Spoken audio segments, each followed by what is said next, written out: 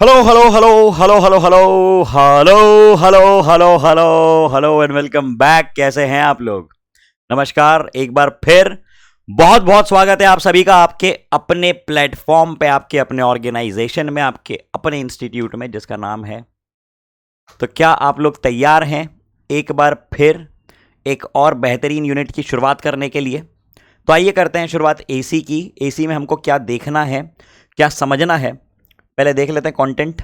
हम लोग बात करेंगे peak and RMS current and voltages की, circuits, pure resistive, pure inductive, pure capacitive circuits और उनकी फेजर एनालिसिस, उनके फेज रिलेशंस, करंट और वोल्टेज के फेज रिलेशंस।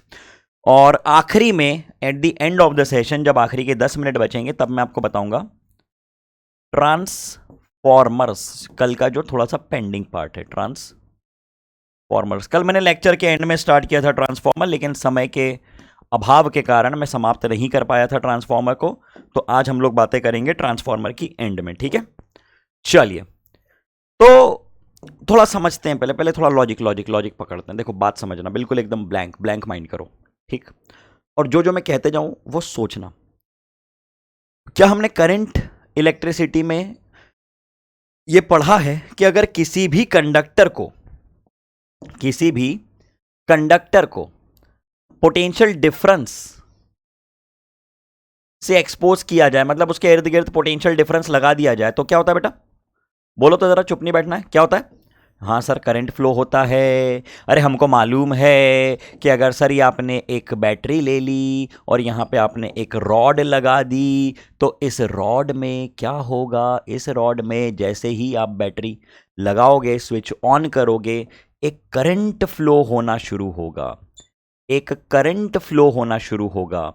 क्यों? क्योंकि ये नेगेटिव टर्मिनल है, ये पॉजिटिव टर्मिनल है। ये नेगेटिव, ये पॉजिटिव, हमको इतनी जानकारी है कि यहाँ पे एक इलेक्ट्रिक फील्ड एस्टैब्लिश होती है। किसके कारण? पोटेंशियल डिफरेंस के कारण, जिसकी वजह से जितने भी इलेक्ट्रॉन्स हैं उन सभी पे लगता है फील्ड की डायरेक्शन में अट्रैक्शन, और सभी इलेक्ट्रॉन्स एक तरफ चलना शुरू कर देते हैं। सभी इलेक्ट्रॉन्स एक तरफ चलना शुरू कर देते हैं, तो ये कहलाता है करंट। ये कहलाता है करंट। इतनी जानकारी हमको है। लेकिन लेकिन हमें यह भी मालूम है कि एक कंडक्टर में, एक वायर में, फॉर एग्जाम्पल अगर मैं ये एक वायर बना दूं, ठीक है, जैसे मान लो एक बहुत लंबा सा वायर है, ये एक बहुत लंबा सा वायर है, समथिंग लाइक दिस, है ना? 3-4 मीटर का वायर है ये। तो इसमें जो करंट फ्लो करता है वो तो लाइटनिंग फास्ट स्पीड पे होता है। हमने देखा है कि ये बटन दबाया, खचाक, यहां पे बल्ब जल गया। होता है ऐसा? ये बटन दबाया, ये खचाक घूमने लग गया पंखा। बटन दबाया, एसी चालू, बटन दबाया, एसी बंद। होता है। लेकिन हमको ये मालूम है कि जो ड्रिफ्ट स्पीड है, सुनना, थोड़ा टेक्निकल डिस्कशन कर रहा हूं, है ना? थोड़ा सा हम लोग डेप्थ में जा रहे हैं, बातों को समझते चलना, आप लोग अप्रिशिएट करोगे। ड्रिफ्ट वेलोसिटी जो होती है, ड्रिफ्ट वेलोसिटी, और किताबों में आपको ये डिस्कशन नहीं मिलेगा। ड्रिफ्ट वेलोसिटी हमको मालूम है बहुत ही कम होती है, 10⁻³ से 10⁻⁴ मीटर पर सेकेंड की टर्म्स की होती है। ड्रिफ्ट वेलोसिटी इज फेंट। फेंट में टर्म क्यों यूज कर रहा हूं? मतलब फेंट का अर्थ क्या होता है? बहुत धीमी, बहुत स्लो। चलो, या तो सिंपल इज वेरी लेस लिख देता हूं। Is very less, is very weak, बहुत धीमे धीमे धीमे धीमे धीमे इलेक्ट्रॉन्स आगे बढ़ रहे होते हैं। तो दिमाग में फिर ये सवाल तो आना बिल्कुल जायज़ है कि सर, जब इतनी धीमे धीमे इलेक्ट्रॉन चल रहा है, तो फिर इतना तेज़ी से कैसे? यहाँ से लेकर, मान लो कि मैं बिल्डिंग के टॉप पे एक बल्ब लगा हुआ है, एक 100 मीटर की बिल्डिंग है, उसके टॉप पे एक बल्ब लगा हुआ है, और मैं नीचे खड़ा हुआ हूँ। फिर भी अगर मैं स्विच ऑन करता हूँ, तो तो तो तो क्या? फिर भी अगर हम लोग स्विच ऑन करते हैं, फिर भी अगर हम लोग स्विच ऑन करते हैं, तो बिल्कुल फ्रैक्शन ऑफ सेकेंड्स में ये जो बल्ब होता है ये जल जाता है। इसका कारण कोई बताएगा?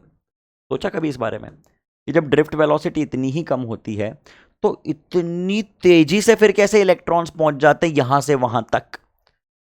क्योंकि उनको पहुंचना ही नहीं होता यहां से वहां तक। उनको सिर्फ अपनी स्पीड पे आगे बढ़ना होता है। और आपको क्या लग रहा है कि यहां पे, अगर मान लो यहां पे आपने बटन दबाया तो इधर का इलेक्ट्रॉन चल के जा रहा है वहां तक, ऐसा लग रहा है कि आपको क्या लग रहा है कि इधर का इलेक्ट्रॉन चल के यहां तक जाएगा? नहीं। अरे मान लो कि जो वायर होगा, मान लो कि जो वायर है उस पूरे वायर में क्या है, कंडक्टर का वायर होगा ना वो, तो पूरे वायर में ऑलरेडी इलेक्ट्रॉन्स हैं, ये पूरे इलेक्ट्रॉन्स हैं। यहाँ पे पासिंग द पास मैकेनिज्म चलता है, धक्का मुक्की चलती है, पीछे वाला आगे को, आगे वाला उसके आगे को, उसके आगे वाला उसके आगे वाले को धक्का देगा, और इस तरह से करंट चलता है। आपने यहाँ पे बटन दबाया, इस इलेक्ट्रॉन को सिर्फ आगे से रखना है, तो ये बाय डिफॉल्ट इस इलेक्ट्रॉन को आगे सरका देगा। ऐसा होता है वास्तविकता में, करंट इस तरह से फ्लो होता है ना। और ये कैसा कहलाता है, ये कैसा करंट कहलाता है? ओ सॉरी, ये आई एम रियली सॉरी, ये मैंने इलेक्ट्रॉन्स का मोशन बताया है, ये मैंने इलेक्ट्रॉन्स का मोशन बताया है, ये इलेक्ट्रॉन्स का motion, I am really sorry. Current का मोशन इसके अपोजिट डायरेक्शन में है, करंट का मोशन इसके अपोजिट डायरेक्शन में, बिल्कुल। तो ये जो करंट आया है कहानी में, हमारी पिक्चर में, ये जो करंट आया है, ये कौन सा करंट है मेरे भाई? सर ये तो डायरेक्ट करंट है, सर ये तो डायरेक्ट करंट है, ये तो डीसी है। ओहो हो, ये क्या है? अरे ये डीसी है ना, डीसी, अरे ये डीसी है, डीसी, डीसी, डायरेक्ट करंट, बिल्कुल। क्या होता है सर डायरेक्ट करंट? बेटा डायरेक्ट करंट एक ऐसा करंट होता है जिसमें के इलेक्ट्रॉन्स, अब मैं तुमको माइक्रोस्कोपिक लेवल पे भी बात बताऊंगा, मैक्रोस्कोपिक लेवल पे भी बात बताऊंगा। इलेक्ट्रॉन्स क्या कर रहे हैं? इलेक्ट्रॉन्स अपना यूनिफॉर्म मोशन कर रहे हैं एक पर्टिकुलर डायरेक्शन में, ड्रिफ्ट स्पीड से। ये सभी इलेक्ट्रॉन्स तुमको दिखने लग जाएगा, पता है, डायरेक्ट करंट और अल्टरनेटिंग करंट आंखों के सामने। जब तुम किसी वायर को देखोगे ना, तो आम दुनिया देखेगी वायर, आम दुनिया देखेगी हेवल्स वायर, 50 रुपए का, 2 मीटर, 4 मीटर। तुम लोग देखोगे कि अरे साला इलेक्ट्रॉन जा रहा है, अरे डायरेक्ट करंट, अरे ऑल्टरनेट करंट आएगा अभी, समझना। ये नॉर्मली यूनिफॉर्म, सारे के सारे इलेक्ट्रॉन्स जो हैं यूनिफॉर्मली आगे बढ़ रहे हैं। ये चर्चा को आपने क्या कह दिया, ये चर्चा को आपने, मैं सब पे एरो नहीं बना रहा हूँ, है ना, समझने वाली बात है। ये क्या कहलाएगा? ये कहलाएगा डायरेक्ट करंट, ये कहलाएगा डायरेक्ट करंट। मतलब डायरेक्ट करंट की वैल्यू कांस्टेंट होती है, डायरेक्ट करंट की वैल्यू कांस्टेंट होती है। ये है डायरेक्ट करंट और ये है टाइम। तो समय के साथ डायरेक्ट करंट चेंज नहीं हो रहा है, समय के साथ डायरेक्ट करंट की वैल्यू चेंज नहीं हो रही है, कांस्टेंट मेंटेन्ड है, कांस्टेंट मेंटेन्ड है, ठीक है। तो ये चर्चा किसकी थी भाई साहब? ये चर्चा मेरे भाई किसकी थी? ये चर्चा थी डायरेक्ट करंट की, है ना, बिल्कुल। ये चर्चा थी डायरेक्ट करंट की, बिल्कुल। और आप इसमें क्या लिखते हैं? E minus I R equals to 0, यानी in short E equals to I R, E minus I R equals to 0, तो E equal to I R. इतनी बात हमको मालूम है, इसमें कोई नई बात अभी तक मैंने आपको नहीं बताई। लेकिन अब मैं जो आपको बताने वाला हूँ ये थोड़ा सा अलग थॉट है, ये थोड़ा सा क्रांतिकारी थॉट है, ये थोड़ा सा क्रांतिकारी थॉट है भाई साहब, थोड़ा नहीं थोड़ा ज़्यादा क्रांतिकारी थॉट है ये। मज़ेदार बात है ये, एकदम ऑसम बात है ये, एकदम बेहतरीन बात है। सुनना ध्यान से, सुनना। बात ये निकली कि जब करंट के लिए सिर्फ धक्का ही देना है पड़ोस वाले को, तो हम सारे इलेक्ट्रॉन्स को एक दिशा में क्यों चलाएं?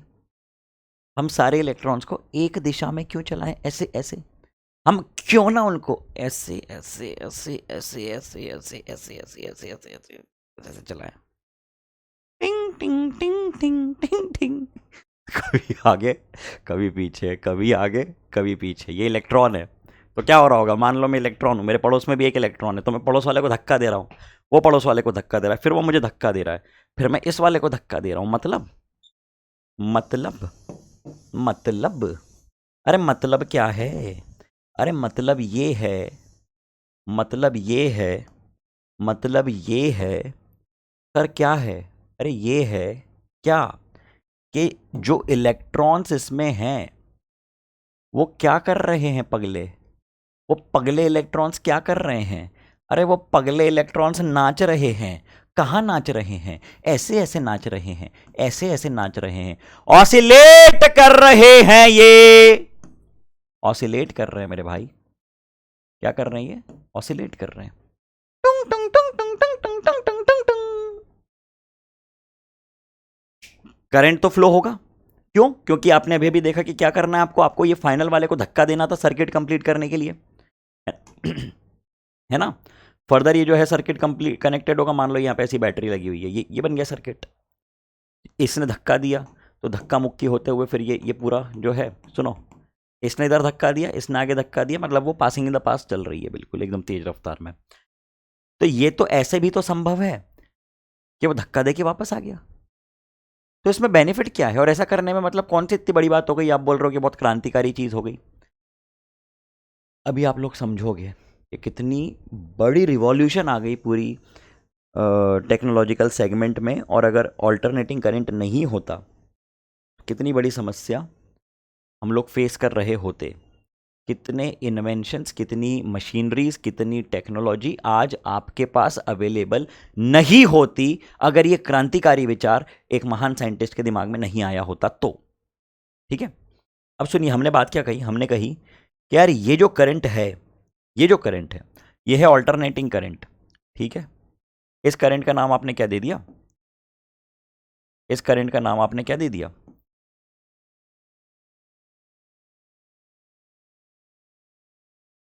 इस करंट का नाम आपने क्या दे दिया, इस करंट का नाम आपने दे दिया ऑल्टरनेटिंग करंट। अब ये रेजिस्टेंस है और ये आपने बना दिया, ये आपने बना दिया एसी का सोर्स। इस तरह से इसको रिप्रेजेंट करते हैं हम लोग। ठीक है, इस तरह से रिप्रेजेंट किया जाता है ऑल्टरनेटिंग ईएमएफ के सोर्स को। ठीक, ये रेजिस्टेंस है आर। अब मान लो सर्किट में करंट है, तो ये करंट किस तरह का है, ये करंट किस नेचर का है। पिछले करंट का बिहेवियर आपने देखा, वो कांस्टेंट था, लेकिन ये कांस्टेंट नहीं होने वाला मेरे भाई। ओ मेरे भाई, ये कांस्टेंट नहीं होने वाला है, ये कांस्टेंट नहीं होने वाला है।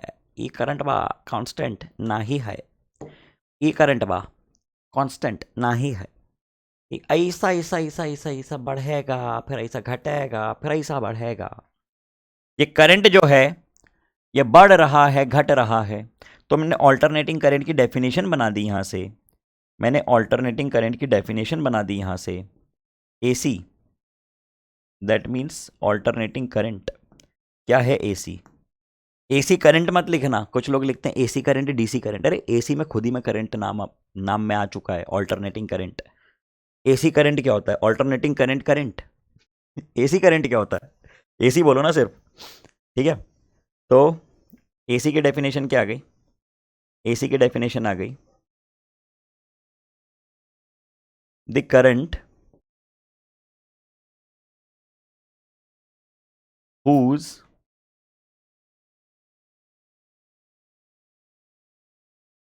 magnitude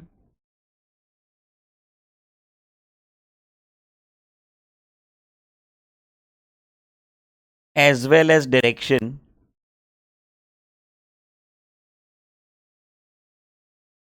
changes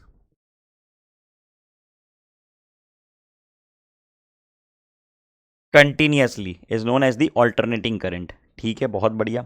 अच्छा, अब एक बात बताइए कि क्या ये जो पर्टिकुलर वैल्यू है, ठीक है, एक्सिस से मैक्सिमम डिस्टेंस, ये जो आपने रिप्रेजेंट किया है, क्या ये करंट की मैक्सिमम वैल्यू है? बिल्कुल है। और क्या ये करंट की मिनिमम वैल्यू है? हाँ जी, बिल्कुल है। क्या ये करंट की मैक्सिमम वैल्यू है? और क्या ये करंट की मिनिमम वैल्यू है? हाँ जी है। तो क्या ये आई नॉट, इसको मैं आई नॉट कह रहा हूं, ये मैक्सिमम वैल्यू ऑफ करंट, इसका नाम होता है करंट एम्पलीट्यूड। करंट एम्पलीट्यूड, ठीक है, करंट एम्पलीट्यूड। जितने समय में करंट अपनी जीरो से मैक्सिमम, फिर जीरो, फिर दूसरी डायरेक्शन में मैक्सिमम, और फिर वापस जीरो, मतलब एक साइकिल जितनी देर में रिपीट कर, इन सब की डेफिनेशन मैं बताऊंगा, चिंता मत करना। एक एक डेफिनेशन जो मैं बोल रहा हूं ना, करंट एम्पलीट्यूड, वरना पैनिक कर रहे हो, अरे मास्टर ने बोल दिया डेफिनेशन तो बताई नहीं, सब आएगी अभी। पता है मुझे कि तुमको बोर्ड की भी तैयारी करनी है, लिखना है, साथ में CUET नीट मेन सबकी तैयारी होती चलेगी, बस अच्छे से करते जाओ। एसी एक ऐसा चैप्टर है जिसको अगर आपने NCERT से भी कर लिया तो ये मेरी गारंटी है कि NCERT में जितना अच्छा दिया है उतना दुनिया की किसी किताब में नहीं दिया हुआ है, किसी किताब में उतना अच्छा नहीं दिया, नॉट इवन जो फिजिक्स की सबसे अच्छी बुक्स हैं HC वर्मा, DC पांडे, उनमें भी इतना अच्छा नहीं दिया है। आप अब भी आज लेक्चर के बाद बैठ के देखना, ठीक है, या 2-3 लेक्चर पढ़ लो, उसके बाद गो थ्रू करना सारी किताबों को। DC पांडे ऑनलाइन मिल जाएगी, HC वर्मा मिल जाएगी, NCERT मिल जाएगी। NCERT मैं ये टॉपिक स्पेशली, मैं ये नहीं कह रहा हूँ कि हर टॉपिक, ये टॉपिक एसी और ऐसे कुछ और टॉपिक्स हैं जो जितनी अच्छे से, जितना प्यार से इसमें दिया हुआ है उतना और कहीं नहीं दिया है एनसीईआरटी में। हाँ, और अगर उतना कर लिया तो आपका मेंस नीट सीयूईटी का लेवल पक्का बिल्कुल क्लियर है। तो जितनी देर में ये अपना पूरा बिहेवियर रिपीट करता है वो समय कहलाता है टाइम पीरियड।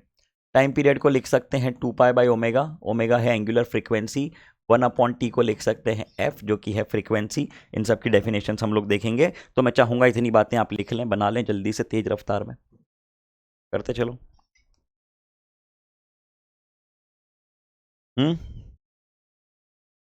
लिखते चलो, साइड हटा हुआ हूं मैं, सभी लोग।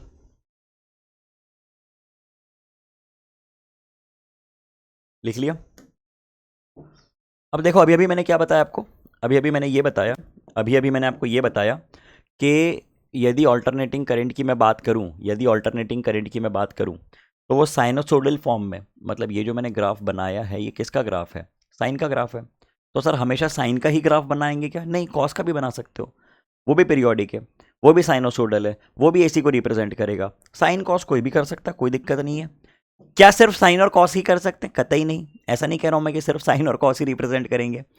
जितने ग्राफ इस डेफिनेशन को सेटिस्फाई करेंगे उतने ग्राफ एसी को रिप्रेजेंट करेंगे। इस पे एक सवाल लिया है हम लोगों ने, इस पे एक बहुत अच्छा सवाल लिया है हमने, ठीक है, ऑब्जेक्टिव। हम्म हम्म हम्म हम्म क्या मैं क्या मैं ओमेगा यानी एंगुलर फ्रीक्वेंसी को 2π डिवाइडेड बाई टी लिख सकता हूं? 1/t को फ्रीक्वेंसी f लिख सकता हूं? बिल्कुल लिख सकता हूं। तो क्या मैं ये कह सकता हूं कि जो करंट है वो साइनोसोडली वेरी कर रहा है, तो I equals to I0 sine theta, ऐसा लिख सकते हैं? ऐसा लिख सकते हैं? क्यों मेरे दोस्त, मेरे भाई, साथियों, लिख सकते हैं? बिल्कुल लिख सकते हैं, बिल्कुल लिख सकते हैं। तो लिख दो, लिख दो। जहां पे I0 क्या रिप्रेजेंट कर रहा है? I0 क्या रिप्रेजेंट कर रहा है?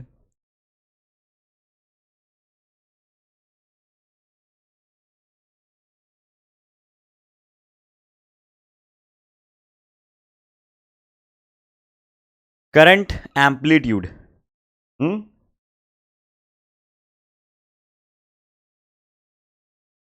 ठीक है, I0 रिप्रेजेंट कर रहा है करंट एम्पलीट्यूड। बहुत बढ़िया, क्लियर थी बात? चलिए, अब मुझको एक बात बताइए, एक टर्म मैं आपको बता रहा हूं, आप मुझको सिर्फ इतना बताओ कि पीक टू पीक वैल्यू कितनी होगी? एक पीक वैल्यू से दूसरे पीक वैल्यू तक का सेपरेशन कितना होगा? ये कितना बन जाएगा? ये I0 और ये I0 कितना हो गया? ये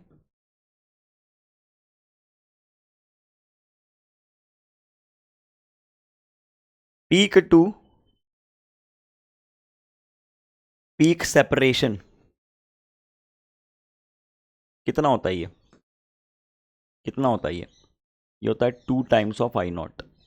ये कितना होता है? ये होता है 2 टाइम्स ऑफ I0। ठीक है, लिखते चलो सभी लोग, बनाते चलो। मैं ये भी बता देता हूँ कि यहाँ पे हमारा सिर्फ साइन का ग्राफ हो ऐसा ज़रूरी नहीं है, कॉस का ग्राफ भी हो सकता है। तो this graph is also possible, this is also representing, this is sinusoidal variation, this is cos variation. ठीक है, चलिए बहुत बढ़िया। तो हमने क्या लिख दिया? आई, जिसको आपने लिखा I0 साइन ओमेगा टी या साइन थीटा, और कॉस ओमेगा टी या कॉस थीटा।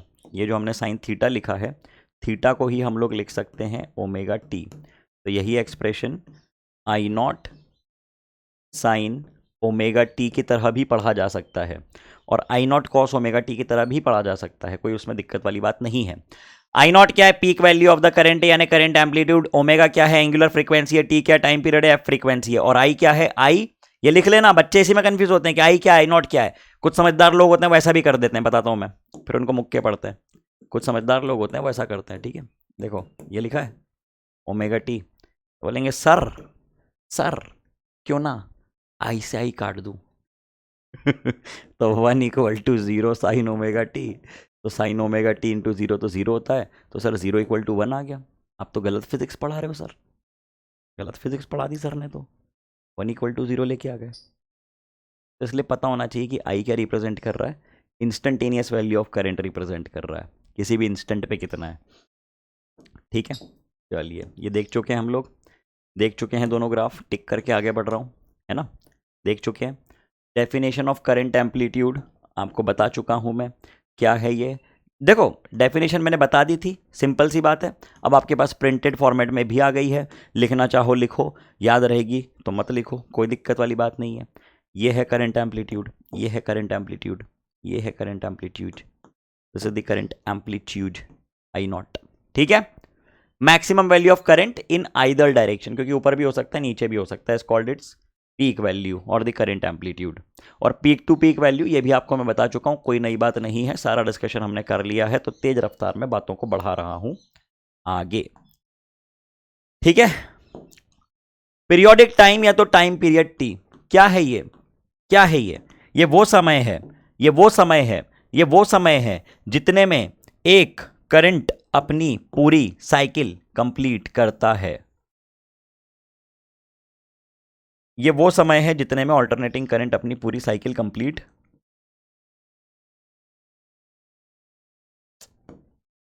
कर रहा है।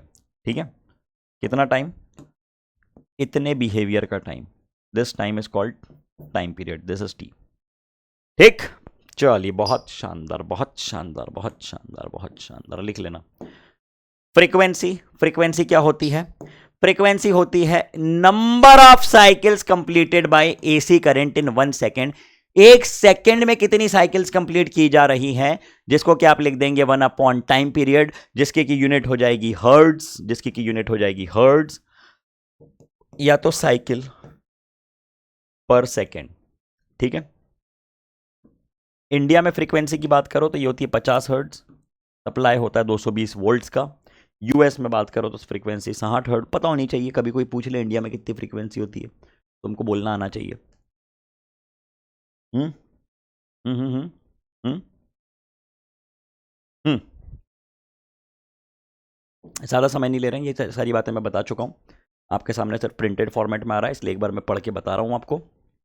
ठीक है, ताकि आप लोग बाद में बैठ के चाहो तो लिख लो इसको, नहीं भी लिखना चाहो तो कोई लिखने वाली भी बात नहीं है, फिर भी मेरा फ़र्ज़ है बताना, ताकि कल को कोई ये नहीं बोल दे कि आपने ये डेफिनेशन नहीं बताई, वो डेफिनेशन नहीं बताई, ये नहीं लिखवाया, वो नहीं लिखवाया।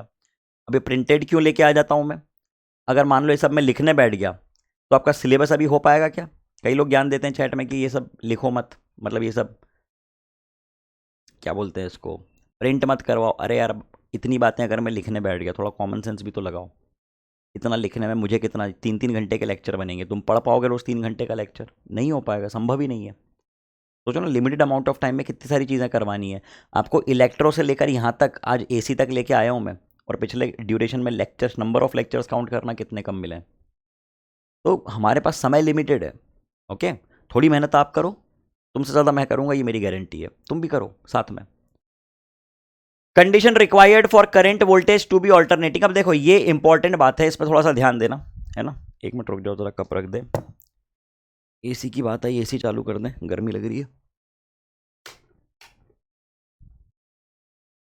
हाँ, तो क्या कंडीशन होती है, सबसे पहली बात यह है कि जो एम्पलीट्यूड है वो कांस्टेंट होना चाहिए।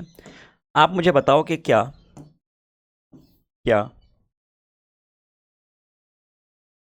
एम्पलीट्यूड कांस्टेंट होना चाहिए, है ना। तो सबसे सिंपल ये, एम्पलीट्यूड कांस्टेंट है, हाँ जी सर है। एम्पलीट्यूड कांस्टेंट है, हाँ जी सर है। पीक वैल्यू कांस्टेंट है ना, दोनों साइड। तो ये एसी है, यस ये एसी है, यस ये एसी है, यस ये एसी है। अच्छा, अब अगर मैं बात करूं इसकी, सुनना है ना, इसकी बात करूं ये, तो सर इसमें भी तो एम्पलीट्यूड कांस्टेंट है, ये भी तो आई नॉट का आई नॉट ही है, ये भी तो चेंज नहीं हो रहा है।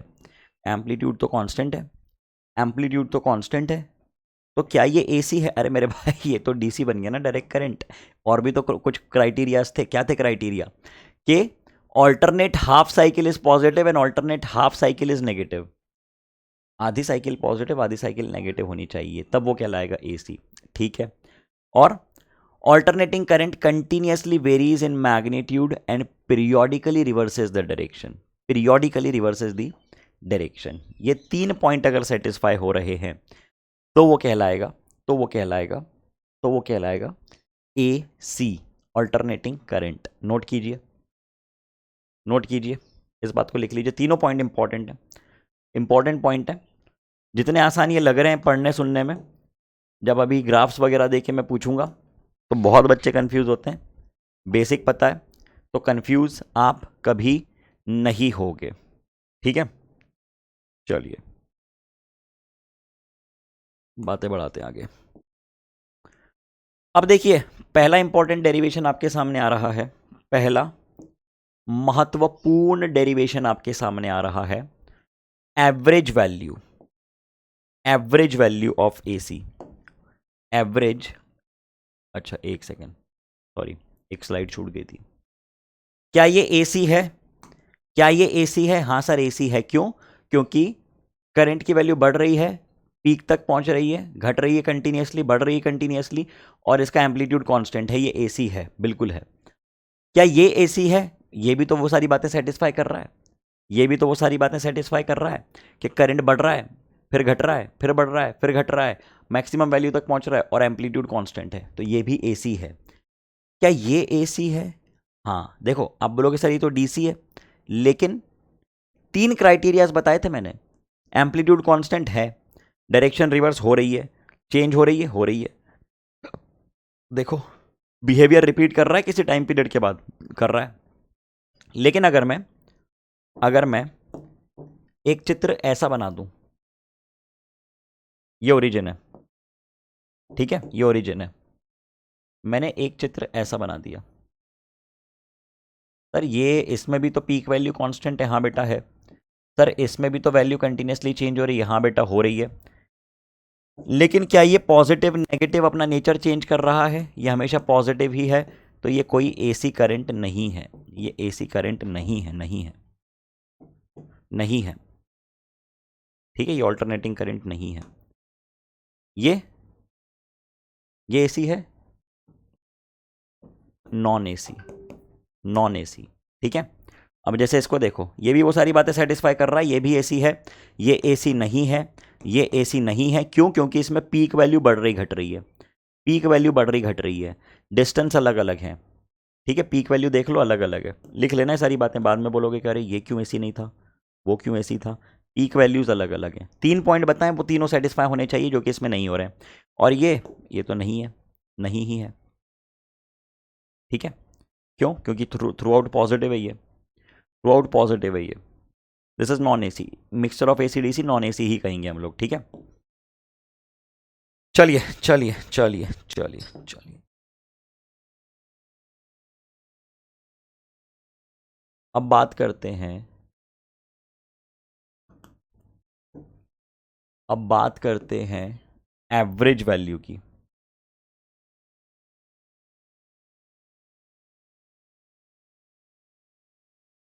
एवरेज करंट,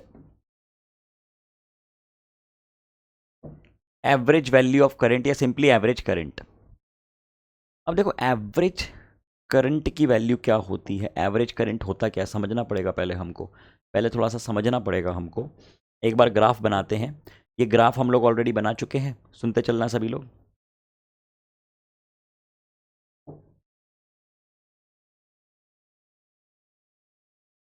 ओके, ये ग्राफ हम लोग देख चुके हैं। एक कंप्लीट साइकिल कितनी होती है? एक कंप्लीट साइकिल कितनी होती है?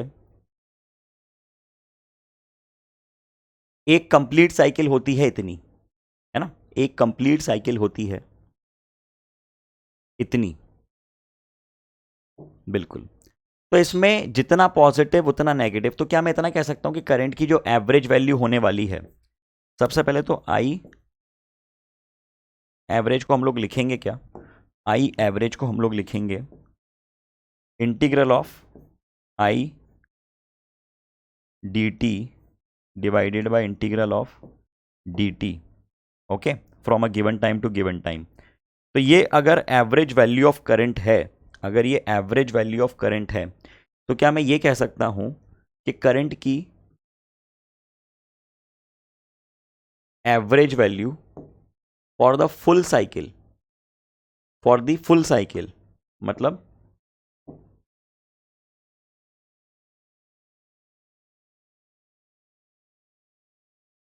फुल साइकिल मतलब ये कंप्लीट साइकिल की अगर मैं बात करूं तो जितना पॉजिटिव उतना नेगेटिव, जितना पॉजिटिव उतना नेगेटिव, मतलब आई एवरेज की हम लोग अगर बात करें तो वो कितना बन रहा है, वो बन रहा है integral of I D T divided by integral d T, कहाँ से कहाँ तक, जीरो से, सॉरी टाइम की लिमिट्स रखनी है, time period T, time period T, zero से टाइम पीरियड टी, ये टोटल टाइम टी होगा ना, इतना फुल साइकिल का टाइम टी होगा, हाफ साइकिल का टाइम टी बाई टू होगा। समझ में आती है इतनी बातें, समझ में आती है इतनी बातें, करके देख लेना। वैसे मैं डायरेक्टली बोल रहा हूँ जितना प्लस उतना नेगेटिव, जितना प्लस उतना माइनस, जितना प्लस उतना माइनस, जितना प्लस उतना माइनस। तो एवरेज वैल्यू जीरो से टी में रख के देख लेना, आई को रखना I naught cos omega t या I naught sine omega t, कोई भी ले लो, कोई फर्क नहीं पड़ेगा। I equal to I naught, sine ले लो कॉस ले लो, कोई फर्क नहीं पड़ेगा, sine omega t d T divided by integral d t, जो कि बन जाएगा टी। तो इसकी टोटल वैल्यू आनी है, इसकी टोटल वैल्यू आनी है जीरो। ओहो, जीरो आएगी, जीरो। फुल साइकिल में तो जीरो आएगी, फुल साइकिल में तो मेरे भाई जीरो ही आएगी, इसमें तो कोई बड़ी बात नहीं है।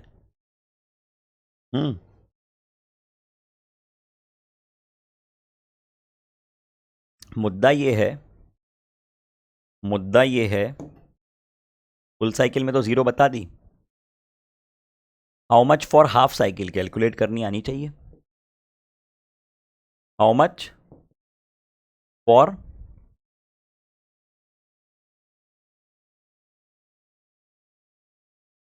Half cycle, how much for half cycle का एल ही कट रहा है साइड में ना, साइकिल का एंड का कट रहा है लिखा हुआ, कोई बात ना, तो बना दिया हमने क्वेश्चन मार्क, ठीक है।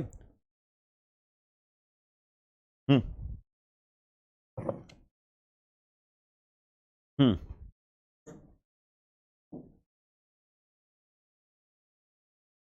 फुल साइकिल की मैंने बता दी, यहां पे मैं चर्चा कर रहा हूं हाफ साइकिल की, यहां पे मैं चर्चा कर रहा हूं हाफ साइकिल की। This is I, this is T. हमने क्या कहा, हमने कहा the mean value of AC over half cycle either positive और negative is that value of DC which would say send same amount of charge through a circuit as it is sent by AC in the same time। मतलब एक second है ना, shoelace खुल गई, just a second, sorry for the disturbance, shoelace बांध ली जाए वरना गिर सकता हूं मैं, आई कैन फॉल डाउन।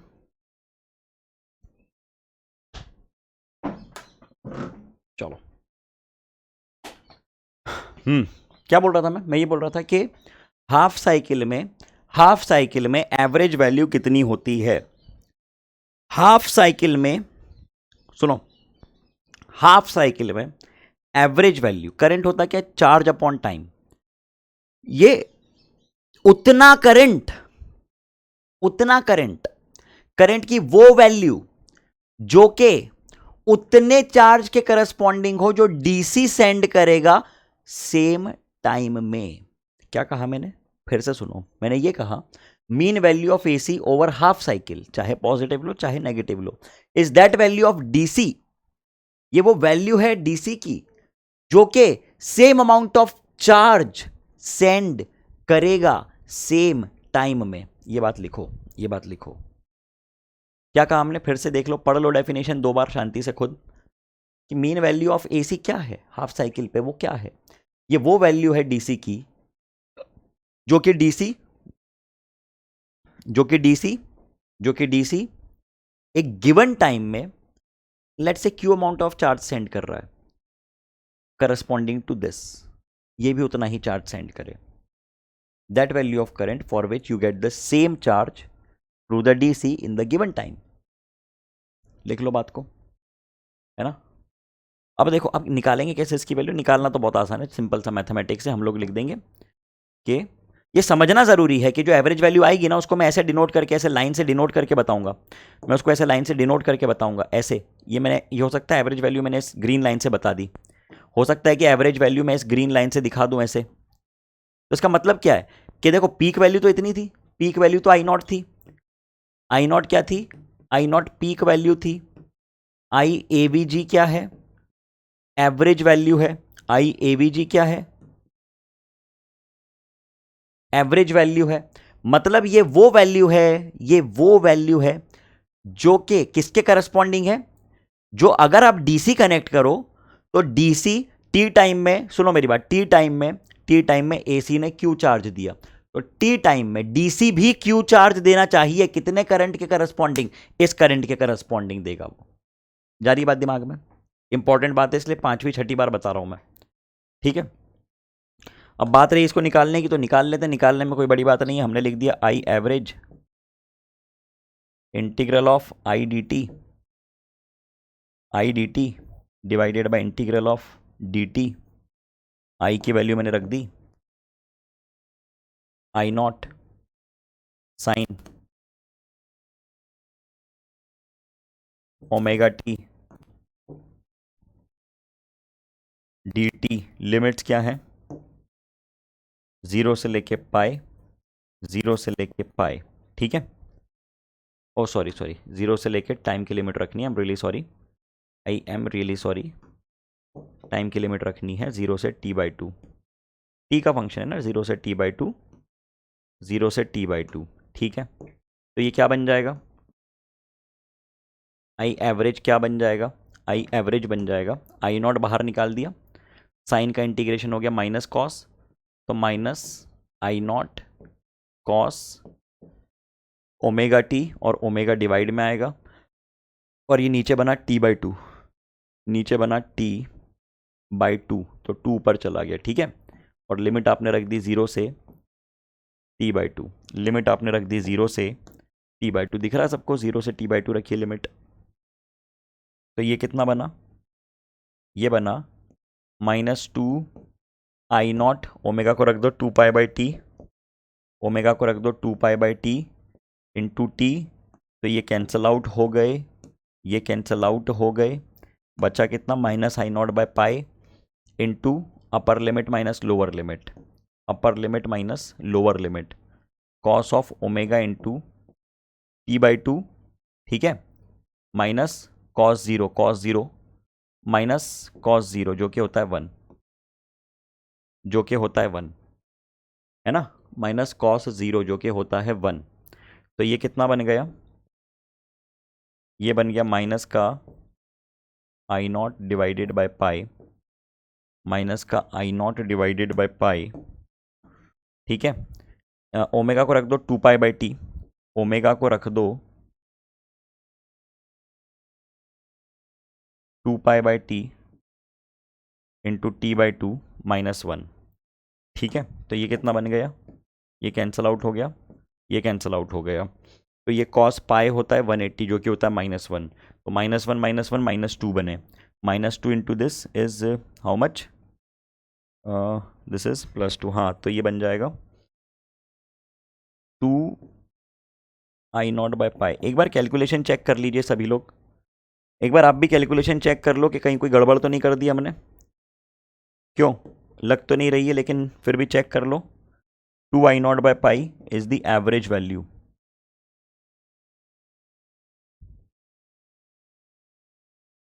ये है एवरेज वैल्यू, ठीक है। इंटीग्रेट किया हमने, एक बार इंटीग्रेट कर दिया, ठीक है। Upper limit minus lower limit. ये आपको लिमिट्स दिख रही हैं क्या साइड में? नहीं दिख रही हैं तो इस पर देख लो, यहाँ पे भी मैंने वही लिखवाया हुआ है, वही चीज़ है प्रिंटेड में। Integral of I D T divided by d t, zero से टी बाई टू, ठीक है। I naught sine omega t d t, और नीचे इंटीग्रल डी टी, इंटीग्रेट किया, लिमिट रखा 2 आई नॉट बाई पाई। जो आपको अच्छा लगे, मेरी राइटिंग अच्छी लगे, प्रिंटेड अच्छा लगे, जो अच्छा लगे। पूरा डेरिवेशन मैंने आपको करके दिखाई दिया है वहाँ पे, पूरा डेरिवेशन तुम लोगों को करके दिखा दिया मैंने यहाँ पे। ठीक है, देख लो, लिख लो शांति से, जल्दी।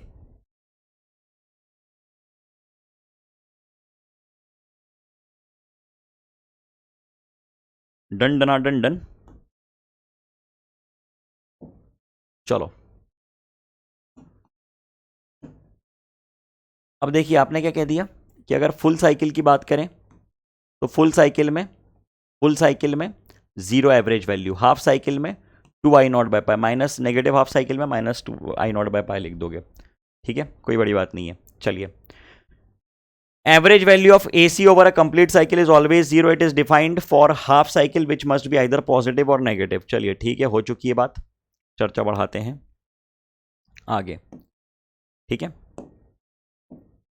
ठीक है, अब देखो दिक्कत क्या है ना इस पूरे डिस्कशन में, सुनना मेरी बात ध्यान से सुनना बात। समस्या क्या है, कंक्लूजन क्या निकला अभी की चर्चा से? कंक्लूजन ये निकला अभी की चर्चा से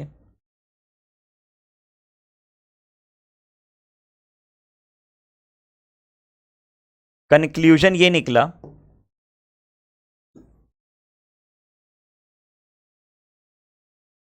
अभी की चर्चा से कंक्लूजन ये निकला कि अगर हम लोग एक कंप्लीट साइकिल की बात करें तो आई एवरेज ओवर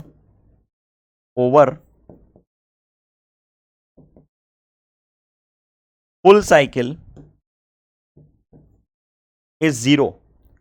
अभी के डिस्कशन से कंक्लूजन ये निकला है कि average current over a full cycle is zero. ठीक है, तो इससे फिर बात तो ये साबित होती है कि सर अगर हम पावर की बात करें, सुनना बात को, पावर एवरेज, ऐसा लिखूंगा मैं, ऐसे लिखूंगा ना मैं, तो यहां से तो ये साबित हो रहा है,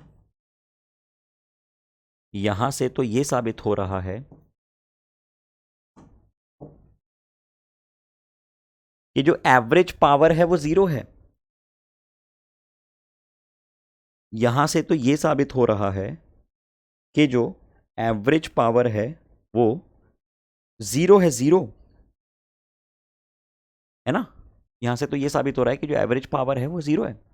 लेकिन लेकिन लेकिन हमको ये मालूम है कि एक सर्किट में, या तो मान लो कि कोई भी डिवाइस ले लो यार, आप आपके घर में जो यूज होती है कोई भी डिवाइस आप देख लो, या तो चलो कोई एक ऐसी डिवाइस देखो, एक ऐसा सिस्टम देखो जो एसी पे चल रहा है, जैसे कि जो लाइट जो क्या कहते हैं, करंट वगैरह ट्रांसफ़र होते हैं लंबे लंबे वायर्स से, घर में तो आपके डीसी में कन्वर्ट हो जाती हैं चीज़ें, लेकिन स्टिल जो वायर्स में करंट ट्रांसफ़र हुआ जाता है, किसी भी एसी सोर्स को देखो, आप एसी मोटर को देखो, एसी मोटर्स भी होती है ना, एसी जनरेटर, एसी मोटर जो कि एसी पे काम करती है, तो इस हिसाब से तो उनमें कोई पावर कंजम्पशन ही नहीं होना चाहिए, मतलब वो तो बिना बिजली के चलने चाहिए सालों साल, इसका एलईडी लाइट ईयर्स अहेड, तो ये तो बिल्कुल चलते ही जाना चाहिए, इसमें तो कोई पावर कंजम्पशन नाम की चीज़ ही नहीं होनी चाहिए इस कॉन्सेप्ट के अकॉर्डिंग। लेकिन ऐसा होता है क्या? ऐसा नहीं होता है, गलत बात है ये।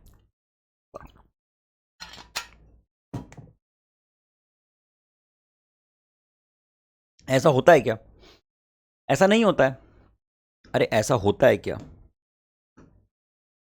ऐसा होता है क्या? ऐसा नहीं होता है, ऐसा नहीं होता है ना, ऐसा नहीं होता है, नहीं होता है, नहीं होता है। तो फिर समस्या क्या है? प्रॉब्लम यह है कि आपके कॉन्सेप्ट के अकॉर्डिंग एसी डिवाइसेस में कोई पावर कंजम्पशन होना ही नहीं चाहिए, लेकिन होता तो है। प्रॉब्लम क्या है? प्रॉब्लम है इसका मैथमेटिक्स, इसके पीछे का मैथमेटिक्स। अब मैथमेटिक्स कुछ अलग बात बोल रहा है और फिजिक्स कुछ अलग बात बोल रहा है। मैथमेटिक्स के अकॉर्डिंग ये प्लस और ये माइनस जो है ये नेट फंक्शन जीरो होना चाहिए। साइन कॉस जो ट्रिग्नोमेट्रिक सिमेट्रिक फंक्शंस होते हैं, साइनोसोडल हार्मोनिक फंक्शंस होते हैं, वो एक कंप्लीट साइकिल में टोटल वैल्यू अपनी जीरो देंगे, है ना, वो टोटल साइकिल में अपनी कंप्लीट वैल्यू जीरो देंगे। ये मैथमेटिक्स है, लेकिन वास्तविकता में तो ऐसा नहीं होता। वास्तविकता में तो हीटिंग होती है, एक्चुअल में तो गर्मी होती है, उसमें जो डिवाइस है वो गर्म हो जाती है। तो फिर क्या समस्या है? इस समस्या को दूर करने के लिए ठीक है, मैं लिख रहा हूं यहां पे, है ना। तो theoretically theoretically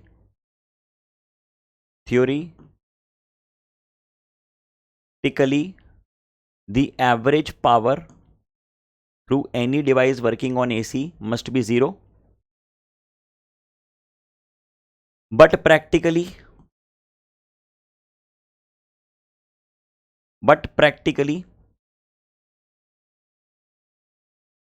average power consumption is not 0.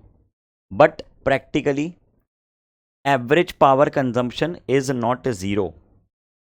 Average power consumption is not 0.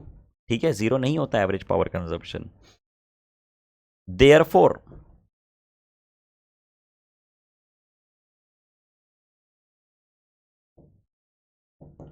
to explain this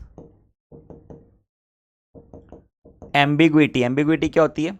दोगलापन, समस्या, दो चीजें हमको जो दिख रही हैं जो समझ में नहीं आ रही है, तो मतलब एक तरह से कंफ्यूजन लिख लो तुम, ठीक है। एक्सप्लेन दिस कंफ्यूजन लिख लो, लोग बोलेंगे बड़ी बड़ी टर्म्स फेंक रहा है master. Confusion, okay. We introduce RMS value. हम कौन सी वैल्यू इंट्रोड्यूस करते हैं मेरे भाई? Root mean square value, RMS value. नाम से ही समझ में आ रहा है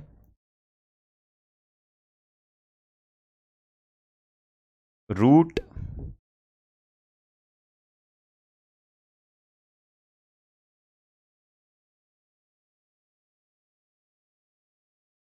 मीन स्क्वायर,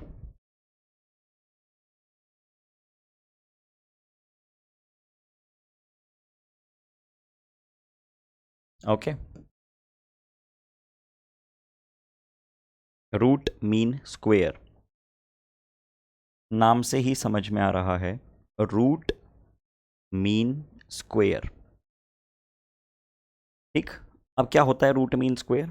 बताता हूं क्या होता है रूट मीन स्क्वायर। हम बात कर रहे हैं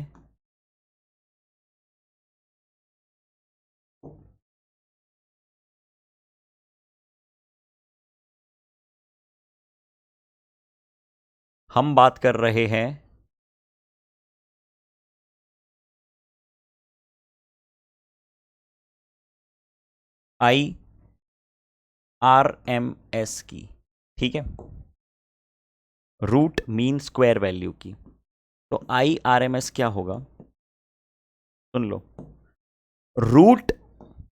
रूट के अंदर मीन और उसका स्क्वायर। रूट के अंदर मीन यानी क्या? मीन यानी एवरेज। मीन यानी क्या? मीन यानी एवरेज, ठीक है। क्या होती है एवरेज?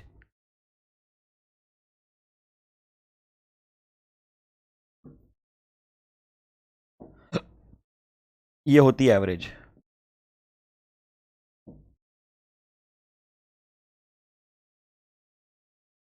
है ना। और इसका स्क्वायर, और इसका स्क्वायर, और इसका स्क्वायर। रूट मीन का स्क्वायर, रूट मीन का square, root of mean of square. It is, definition समझ लेते हैं। It is value of DC which would produce same heat in given resistance in given time as is done by the alternating current when passed through the same resistance for the same time। बात क्या है? बात यही तो, समस्या तो यही थी। अरे समस्या ही तो ये थी। क्या थी समस्या? कि आपने अगर एक रेजिस्टेंस को एसी से कनेक्ट कर दिया है तो आपकी थ्योरी के अकॉर्डिंग तो इसमें से कोई पावर कंजम्पशन नहीं होना चाहिए, इसमें से कोई हीटिंग नहीं होनी चाहिए। तो थ्योरी हमारी ये कह रही थी ना कि एवरेज पावर 0 होगा, एवरेज हीट 0 होगी, जो कि सरासर गलत बात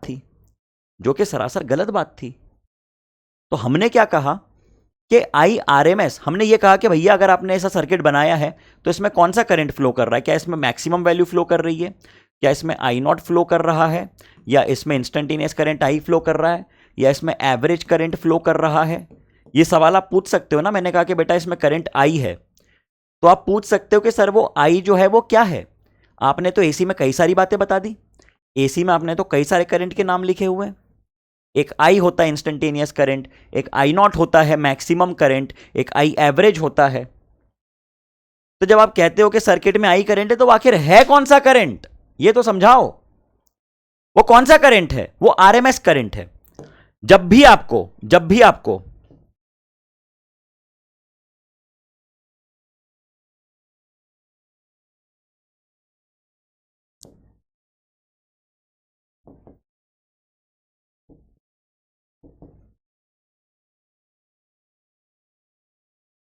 whenever in AC circuit any information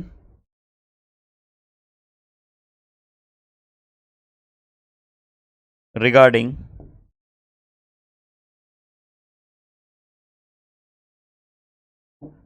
I or V is given, whenever in AC circuit any information regarding I or V is given,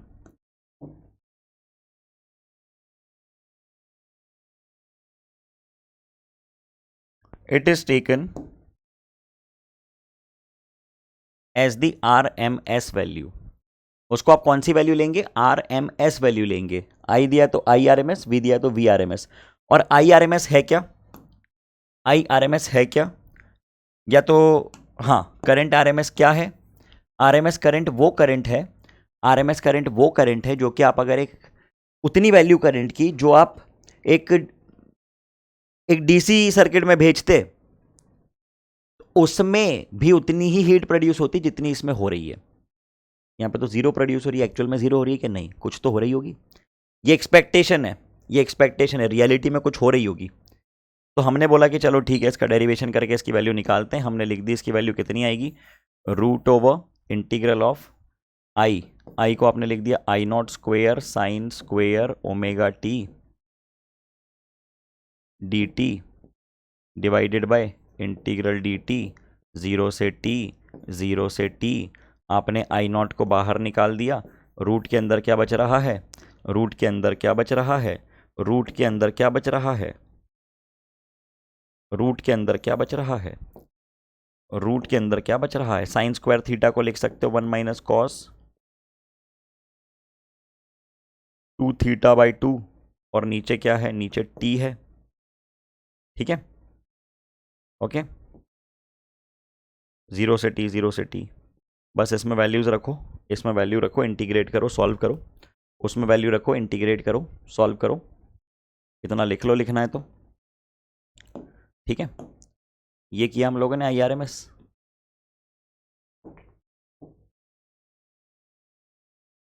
IRMS value क्या है? बेसिकली वर्चुअल वैल्यू, या तो एपरेंट वैल्यू, या तो एपरेंट वैल्यू।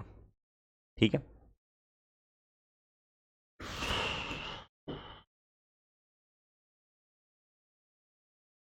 ओके। यहाँ पे रखोगे, यहाँ पे रखोगे, यहाँ पे रखोगे, इतनी वैल्यू बचेगी I naught by root two, I naught by root two. लिख लो, लिख लो, लिख लो, लिख लो जरा जल्दी।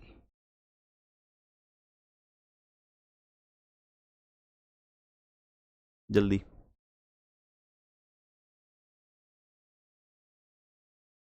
जल्दी।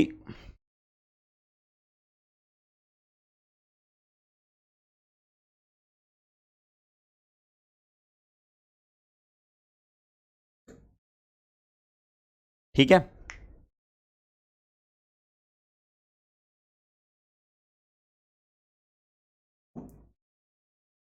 देखो, if nothing is mentioned then the values printed in AC circuit on electrical appliance any given or unknown value reading of AC meters is assumed to be the RMS value। तो I को आप लिख सकते हो I naught sine omega t, average value 0, peak value I naught, RMS value I naught by root two. ठीक है, I two दिया I naught sine omega t cos omega t. अब इस फंक्शन को आप लोग मॉडिफाई करके 2 साइन थीटा कॉस थीटा की मदद से साइन 2 थीटा लिख सकते हो। तो पीक वैल्यू हो गई आई नॉट बाई 2, पीक वैल्यू हो गई आई नॉट बाई 2, तो आरएमएस हो गई पीक डिवाइडेड बाई √2 यानी आई नॉट बाई 2√2। ठीक है। अब अगर इसको आप देखो sign omega t cos omega T, तो यहां पे ये पूरे फंक्शन की एवरेज वैल्यू आएगी 0। पीक वैल्यू निकाल के देखेंगे हम लोग √आई naught square plus I naught square, क्योंकि इन दोनों के बीच का फेज डिफरेंस 90 डिग्री का है। सुनो, साइन और कॉस में फेज डिफरेंस 90 का है। आई इक्वल टू आई1 स्क्वायर प्लस आई2 स्क्वायर प्लस 2 आई1 आई2 कॉस 90 जो कि होता है 0। तो ये दे रहा है √2 टाइम्स ऑफ आई नॉट, ये दे रहा है √2 टाइम्स ऑफ आई नॉट। ठीक है। तो आई आर एम एस कितना बन जाएगा, दिस डिवाइडेड बाई √2 यानी आई नॉट। ठीक है। बस इतना याद रखो आप तो कि R M S is nothing but the peak value divided by √2। R M S is nothing but the peak value divided by √2। आगे बढ़ा रहा हूँ बात को, आगे बढ़ा रहा हूँ बात को। पढ़ लो सवाल। In an AC circuit the R M S value of the current I R M S is related to the peak value as, कितनी होती है R M S value, peak divided by √2, peak divided by √2।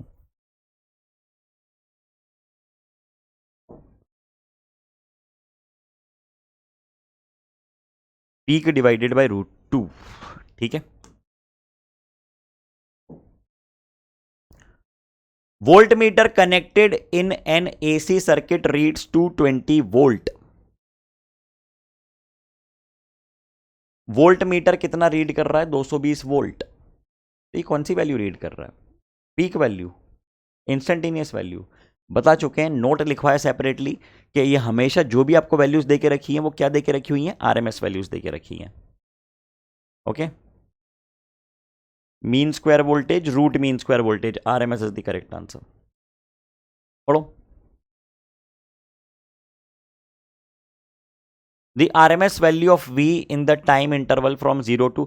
अब मेरा मानना है कि इस सवाल का आंसर आप लोग चैट में बताएं। यार देखो, मैं एक आध सवाल तुमको सिर्फ देता हूं होमवर्क के लिए कि चैट में कमेंट में आंसर बोलो तुरंत, उसमें भी गिनती के लोग आंसर देते हैं। बहुत गलत बात है ये, आप लोग आंसर क्यों नहीं देते हो। अगर बोला गया है कि एक कैलकुलेशन मैंने जैसे कल छोड़ा था, तो 2-3 लोगों के मैंने नाम पढ़े, जैसे नेहा हमेशा एक्टिव रहती है चैट में, वो बता देती है, और सौरभ है। ठीक है। और ऐसे कुछ लोग हैं जो रेगुलर आंसर्स बताते हैं, मैं देखता हूँ सबके नाम देखता हूँ मैं जाके। तो कोई भी सवाल वगैरह दिया बताया करो तुरंत, ऐसा मत किया करो, है ना, टेक इट सीरियसली। ये होमवर्क क्वेश्चन है, तुरंत आपको कमेंट में बताना है, तुरंत कमेंट में इसका आंसर बताना है बिना डीले के। ठीक है। इतनी बातें, कोई दिक्कत, कोई समस्या। अब देखो, मेजरमेंट ऑफ एसी की अगर हम लोग बात करें तो डीसी आप लोग कैसे मेजर करते हो, डीसी आप मेजर करते हो एमीटर से। एसी कभी कोई पूछ ले कहीं पे, ठीक है, ये इंफॉर्मेशन आपको मैं एडिशनल क्यों दे रहा हूं, कई बार कॉम्पिटिटिव में थ्योरेटिकल सवाल पूछ लेते हैं, तो इसके लिए हॉट वायर इंस्ट्रूमेंट्स होते हैं। कौन से instruments, hot wire instruments. Alternating current and voltages are measured by AC ammeter and AC voltmeter. Working is based upon the heating effect of current. That's why they are called hot wire instruments. Hot wire instruments. ठीक है, additional information है, बाकी important है, पूछी जाती है, इसलिए मैंने एक टेबल तैयार करवाया आपके लिए जिसमें AC और DC के मीटर्स को हम लोग कंपेयर कर रहे हैं। AC मेजर करने के लिए moving coil instruments, moving coil galvanometer, ammeters, इन सबको आप यूज़ करते हैं जिसमें पॉइंटर मूव करता है। वर्किंग प्रिंसिपल हम देख चुके हैं इनके। यहाँ पे हॉट वायर इंस्ट्रूमेंट होते हैं, हीटिंग इफेक्ट ऑफ करंट पे बेस्ड होते हैं, पता होना चाहिए आपको। मैग्नेटिक इफेक्ट ऑफ करंट पे बेस्ड है, ये हीटिंग इफेक्ट ऑफ करंट पे बेस्ड है। ये क्या रीड करेंगे, ये हमेशा एवरेज वैल्यू रीड करेंगे, और ये क्या रीड करेंगे, ये आरएमएस वैल्यू रीड करेंगे। AC circuit then they read 0। अगर इसको आपने एसी सर्किट में लगा दिया तो ये कुछ रीड नहीं कर पाएगा, क्योंकि वही बात है, ऑल्टरनेटिंग प्लस माइनस 0 रीडिंग बताएगा ये। ठीक है, इसलिए हमने एसी का एवरेज वैल्यू 0 बताई हुई थी। एसी और DC then meter works properly as it measures RMS value, deflection is proportional to heat, दोनों जगह पे काम करेगा, इतनी सी बात है। अब यहाँ पे डिफ्लेक्शन और करंट का वेरिएशन लीनियर है, डायरेक्टली प्रोपोर्शनल है, यहाँ पे स्क्वायर के प्रोपोर्शनल है क्योंकि आई आरएमएस की आप बात कर रहे होंगे। स्केलिंग की बात करें तो यूनिफॉर्म सेपरेशन होता है, मतलब यहाँ पे जो स्केल्स होती है, यहाँ पे जो पॉइंटर होता है उसके ऊपर जो स्केलिंग होती है वो ऐसी ऐसी ऐसी ऐसी ऐसी ऐसी ऐसी ऐसी ऐसी ऐसी ऐसी ऐसी ऐसी ऐसी होती है। ठीक है बात? ओके, इंपॉर्टेंट डिवीजन है, लिख लेना। चलिए तो फिर अब इसके आगे की बात करेंगे हम लोग नेक्स्ट सेशन में। तब तक के लिए आप लोग डीपीपीस अपनी सॉल्व करते रहिए, डीपीपीस अपनी सॉल्व करते रहिए। डीपीपी नंबर 1 आप लोग अटेम्प्ट कर सकते हैं। ओके, अगर आपके पास मॉड्यूल है तो 1 to 12 क्वेश्चंस। ठीक है, ये आपको करना है। धन्यवाद, मिलते हैं अगले सेशन में। तब तक के लिए सभी लोग अच्छे से रिवाइज कीजिए। Okay, tata bye, thank you.